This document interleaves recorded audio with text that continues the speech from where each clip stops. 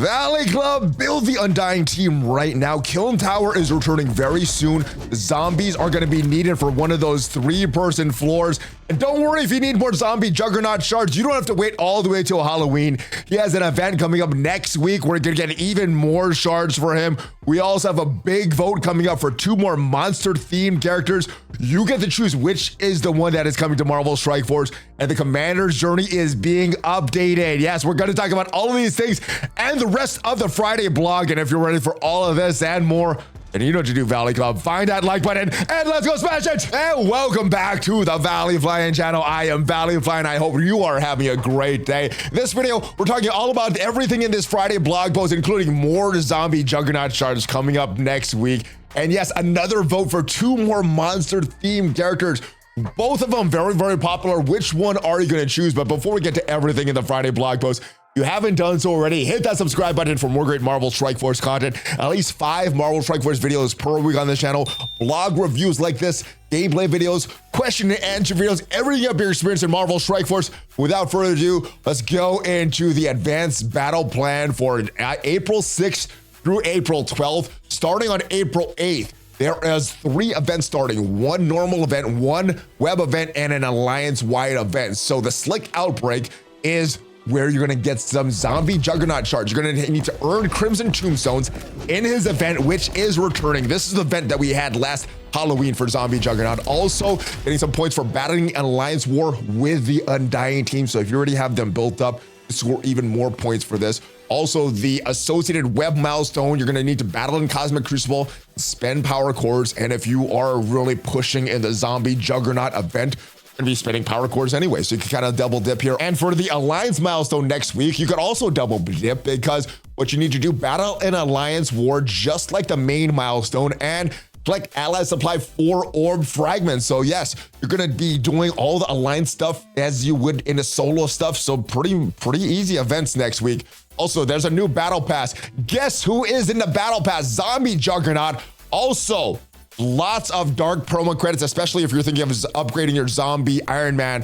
4 red stars for zombie Iron Man. There's no shards for him, but 4 red stars for him. So yeah, if you were thinking of building up this character anyway, you don't need to spend your dark promos on this. Mockingbird is going to be the new Blitz on Monday. So a newer character, pretty good. Also, this is when we're getting that zombie Juggernaut event coming back. And next week's Quick Rumble Blitz is going to feature Pegasus. Now, next week, Zombie Juggernaut's event is coming back. This is the same event that we had this past Halloween where you could get some shards for Zombie Juggernaut. So if you didn't get a lot of shards this past Halloween, next week is going to be your opportunity to get even more Zombie Juggernaut shards. And what it says here, you want Undying team for the return of Escape from Kill. It's opening its doors in the near future. Next week's blog is going to have more info. So I'm thinking it's going to be the week after that is when we're going to get the Escape from Kill. So start to build up your characters now. And if you don't remember the difference between these different tower modes that we've had, this is the one that requires this 3-person teams, which you could do multiple runs per day. So you don't have to wait for that 24-hour cooldowns. If you had a bad run and we want to do a new one, you could just go right into it and do a new run. Very, very fun. I think this is the most fun Escape from or a tower mode in my opinion, because you could do multiple runs per day. I hope what they do is with these other tower modes, go back and change some of those rules so you could do multiple runs per day in those other tower modes. But I'm glad this one returning. One of the cells, it will feature the Undying trait. So yes, push hard on this one. If you have some extra power cores, this is an event that you probably want to push hard for. And I know that myself, I did not push on in the last Zombie Juggernaut event. I only have a 3-star Zombie Juggernaut, and it's kind of hurting some of my teams right now in Cosmic Crucible, and we're not able to counter as much as I probably should have there. So I'm going to push hard in this event. Now, there's going to be 3 difficulties: story, challenge, and bonus difficulty. Each has their own requirements, different rewards. The story, no requirements for this. It's going to be easiest one. And some of the first-time rewards you get are Hella character shards, training orbs, and a gold orb. The main one that you want to get to is the challenge difficulty. Now, this is going to require any 5 characters, so pretty much anybody that's been playing for a little bit can enter this. This is going to be the main source of zombie Juggernaut shards. Each node will feature reward fragments for the viral orb, which will contain zombie Juggernaut shards and some zombie Iron Man shards. And these viral orbs, these are what you're going to need to collect for next week's event. So Yes, a few different things that you could double dip in war and the zombie Juggernaut event. So obviously, if you want as many zombie Juggernaut shards as possible, you're going to spend power cores refreshing these nodes, getting as many orb fragments as possible. The good thing is there is a power core scoring for the web milestone. So if you're spending power cores for this event anyway, you're getting some scores for the associated web milestone. And of course, for the bonus difficulty, there are some requirements of your zombie Juggernaut. Mission 1, you need zombie Juggernaut at 3 stars. There's going to be a frame for this as well. So if you like those cosmetic bonuses, this is something that you get. As we go into missions, you're going to need another star for each zombie Juggernaut. First time rewards for this bonus difficulty, some dark promo credits, some gear tier mini uniques, augmented infinite energy, which is the unique for zombie Juggernaut, some T2 level 5 ions, some level 4 ions, lots of gold, so really good stuff. Armory 18 orb fragments, crimson tombstones for the unkillable force progress, and more. And of course, like I said, this is going to go live on April 8th. Starting later today at server reset, you're going to be able to vote for which character is coming to Marvel Strike Force. Man-Thing or Werewolf by Night, both very popular from that Halloween special a few years ago on Disney Plus, Werewolf by Night. But yeah, both of these characters, very, very popular. I want both of these characters coming to Marvel Strike Force. And what the devs have said in the past is just because one loses the vote doesn't necessarily mean that they're not ever coming to Marvel Strike Force, but the winner is definitely going to come to Marvel Strike Force before the loser. So they're voting for which one you want to come to the game first, and you get a week to vote for this. And make sure you do your voting, because every time you vote, you're going to get 50 power cores and 50 campaign energy. So choose wisely. Make sure that you are getting your votes in. What it says about Man-Thing: whoever knows feels the burn at the touch of Man-Thing. Once a scientist attempting to recreate the super soldier serum that gave birth to Captain America, Ted Sallis was attacked by an AIM agent trying to steal his secrets. Fleecing his attackers and exposed to his serum, Ted stumbled into the swampy nexus of realities, its powers transforming him into a mindless force for good, the plant-based protector of the innocent, the macabre Man-Thing. What it says about Werewolf by Night: burdened with a centuries-old family curse, Jack Russell transformed under the moon into the here's sweet hero, Werewolf by Night. Since his first transformation on his 18th birthday, Jack has worked tirelessly during the day to pursue his supernatural cures for his condition. While he's stuck with these powers, Jack uses them to fight off mystical menaces like Dracula and the sorcerers who use a dark hold for evil. And once again, make sure you get your votes in every day for whatever your character you want coming to Marvel Strike Force. Every day you will receive 50 power cores and 50 campaign energy per vote, so choose wisely. Our events next week: Nature by Nurture. First one is Slick Outbreak, and for this, you need to earn Crimson Tombstones from the Juggernaut event that we talked about. Also, battling in Alliance War with the Undying team, and you could get some oil tanker. That is the big ticket item, and more gamma rays for the month-long milestone event. And the web event leading into this Slick Outbreak is the Rise of Beasts. For this, you're gonna need to fight in Cosmic Crucible, spend power cores for even more points, and hopefully you're already doing that for the Zombie Juggernaut event. And looking at the scoring for this web milestone, there are some Slick Outbreak milestone points here, 5,000 in total if you get all of these. This is a 7-day event, and every power core you spent is going to be worth 1 point. Also, battles in Cosmic Crucible is going to be worth 100 points. There is a limit in this chart of 1,800 points.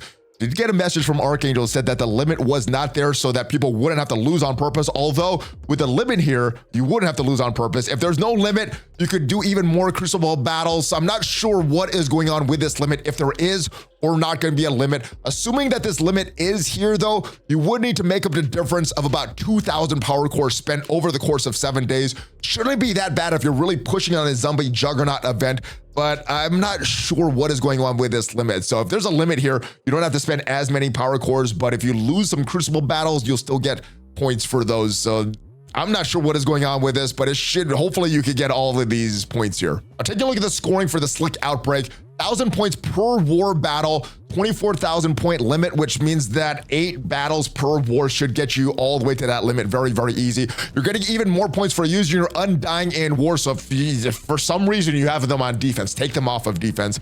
But even more if you have more stars on these characters as well. And obviously 1 point on the bottom for every Crimson Tombstone that you earn from the Zombie Juggernaut event. If we move up and see where we need to get to, we'll see that that gamma, that oil tanker is all the way there at milestone 14. For that, you would need to get 73,000 points. Now, there is a leaderboard in this event, and if this is something that you're really pushing for, if you are in the top 1,000, you can get a 1 diamond for your Juggernaut. But remember, for that diamond to be active, you need 7 gold stars and 7 red stars on that character. So if you are not thinking of pushing that hard, the diamond won't really do anything, but you will get some other crimson gear and some other stuff if you are in that top 1,000. Now, top 3% will still get some crimson gear, some pretty good crimson gear, not a lot of it, but a little bit of it. And top 25% will get some dark diamond credits as well. And if we look at some of the calculations here, just did some very, very simple calculations. Obviously, if you are a member of the Discord, make sure you go to the event spreadsheets there. You Lost a Star has been doing these for a while there. So if you want to get the accurate information based on what you and your alliance are doing, make sure you go there. But some quick math here. Milestone 14, again, is where we need to get to 73,000 points. That is that oil tanker, that meta item. And if we look at the limits, the web points, 5,000. You're getting 24,000 from the web. Zombie Juggernaut, if you do 1 war battle with him, you're gonna get 1,000 points. Same thing with Zombie Iron Man, but that is only 800. Hela goes down to 400. And because Hela's been farmable for so long, I'm gonna include the Hela totals here. 5-star, 6-star, and 7-star to get you those points. So if you add all of these limits together, a little over 36,000 points, which means that you need a difference of a little over 36,000 points from the Crimson Tombstones. And as usual for some weeks, but not all, next week there is going to be an Alliance-wide event. This one, you're going to need to battle in Alliance War and gather ally supply orb fragments. We don't have an advanced chart for this right now, but usually if your alliance is pretty engaged, should be pretty easy to get all the gamma rays for that month-long Nature vs. Nurture milestone event. Like we said, next week's Quick Rumble Blitz is going to be based on Pegasus. Today's free claims, make sure you get all of them. All the gamma rays, campaign energy, Age of X energy as well, and some Iron Patriot shards as well. So no Peter B. Parker free shards this week.